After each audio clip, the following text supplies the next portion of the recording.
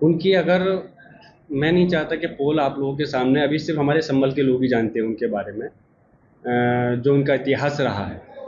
अगर मैंने उनके बारे में कुछ कह दिया तो बात बहुत दूर तक जाएगी और सारे लोग उनकी असलियत को जान जाएंगे।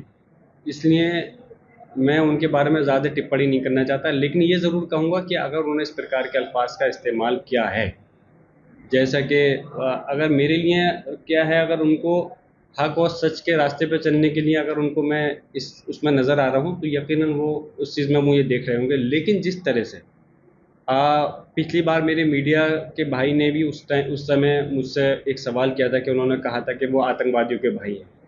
मैंने अपने जो लीगली हमारे एडवाइज़र हैं, मैंने उन लोगों से मशवरा किया है और अगर ज़रूरत पड़ेगी तो मैं इनके ख़िलाफ़ मानहानि का केस ठोकूँगा।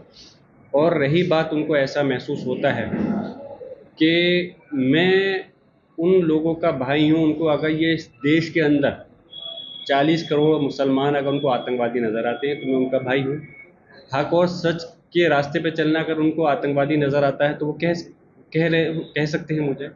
लेकिन मैं इस देश के, अफ़सोस इस बात का है, जो इस देश की पंचायत, जो सबसे बड़ी पंचायत है संसद, उसका सदस्य हूँ मैं, और उसके ऊपर इस प्रकार की टिप्पणी करना एक दुर्भाग्यपूर्ण है।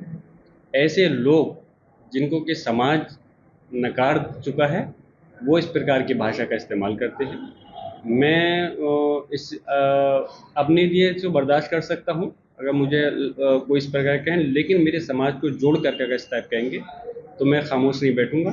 ज़रूर उनके खिलाफ जो है डिफेमेशन का केस अपने लीगल मशवरा कर करके ज़रूर करूँ।